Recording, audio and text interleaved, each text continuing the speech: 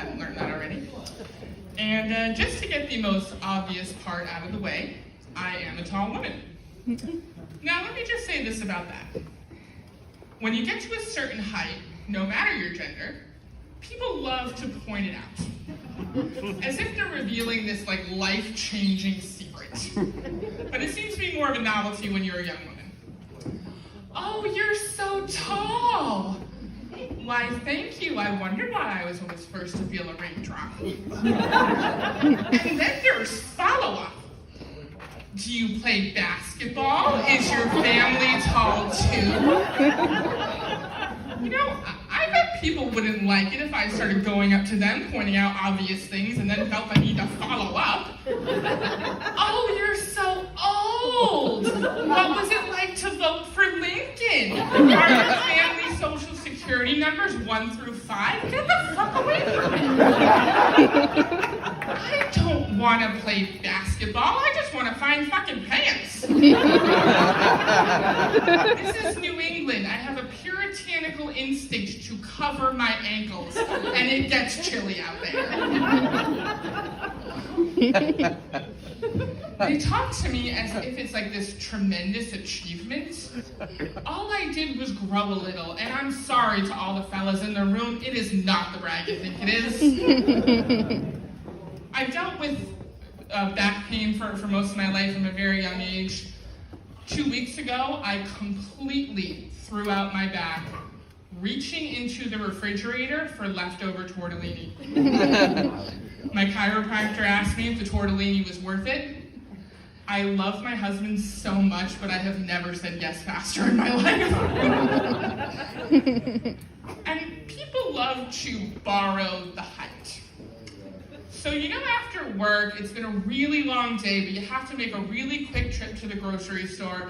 I am talking in, grab your pudding cups and out. Impossible for me. Fellow tall people will attest. It's like there's a bunch of hobbits flocking around. And they will find you. And they enter into your line of sight, and they reach for that box of rice-a-roni just long enough and just pathetically enough that you feel bad, you grab it for them. So as a result, I have to be kind of sneaky about my shopping. Now, I don't know how they know when someone 6 feet and over enters the store. My current theory is there's some kind of beacon that goes off. I don't know how, I don't know why, but I bet that creepy fuck of a robot in Stop and Shop is behind it. Get fucked, Mark. So, like I said, I have to be a little sneaky about how I go about grocery shopping. For instance, I only wear clothes with logos on them so I can kind of blend into the aisles. I really milked that preliminary scoliosis diagnosis from 7th grade gym class. But let me tell you, New England grandmas who can't reach their soup and saltines are like a pack of hangry lions, and I am as inconspicuous as a giraffe in an open field. Who remembers April, the giraffe who went viral a couple of years ago for giving birth on a live stream? Yeah, why not? Yeah. Well, I was one of those 1.2 million lemmings who logged on day after day in hopes to see her drop a baby from 7 feet off the ground. And people in my life didn't understand why I was so obsessed. You know, I actually felt a connection with that baby giraffe. Much like he would, I grew pretty fast.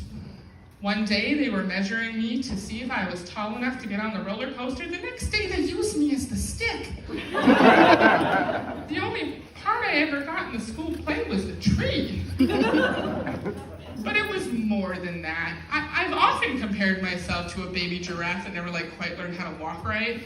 Let's be honest, I absolutely would have been left behind in the wild. But it was more than that.